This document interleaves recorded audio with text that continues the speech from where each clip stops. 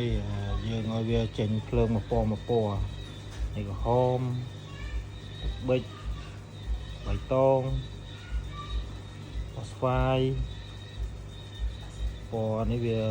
ស្តៀងបៃតងបន្តិចលឿងបន្តិចនេះពណ៌យ៉ាងទឹកសមុទ្រ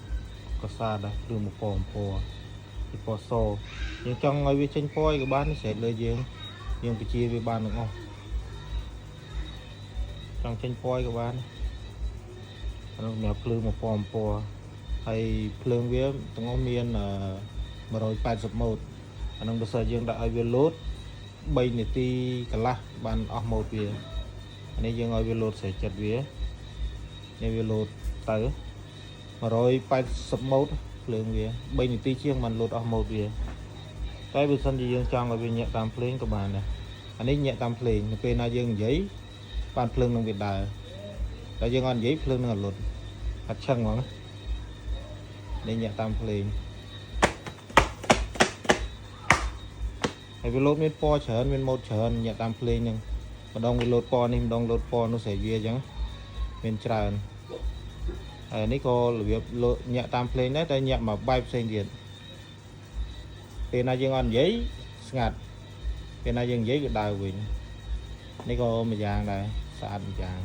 ហើយម៉ូតវាក៏មានច្រើនដូចគ្នាមានលោតច្រើននេះវាសិនបងប្អូនយើងយកទៅដាក់25កៃក៏បានដែរបងប្អូនមិនបាច់ដោះធ្នើនេះដាក់25កៃបានហើយមិនបាច់ដោះធ្នើហើយបើ45ក៏បានឈុតនេះវាទាំងអស់មាន10ស្លឹកដាក់45ក៏បានចង់យកមកដាក់25កៃយើងបែកចេញជា2ឈុតបានចឹងបងប្អូនណាចាប់អារម្មណ៍អាចមកមើលបានកញ្ចក់វាស់ការ៉េភ្លើងខ្ញុំតម្លើងខ្លួនឯងចឹងបងប្អូនចាប់អារម្មណ៍មកមើលបានហើយបើសិនជាភ្លើងការ៉េស៊ីនវាភ្លើងរបៀប RGB អញ្ចឹងវាអត់មានលោតដូចចេះទេអានេះភ្លើងខ្ញុំតម្លើងទេហើយគុណភាពភ្លើងបើសិនគាត់ទិញពីយើងសម្រាប់ភ្លើងនេះយើងធានាឲ្យ1ឆ្នាំយកប្រើមានបញ្ហាយកមកយើងជួសជុលឲ្យបាច់ភ័យនិយាយទៅនេះក៏ញាក់តាមភ្លេងមានច្រើន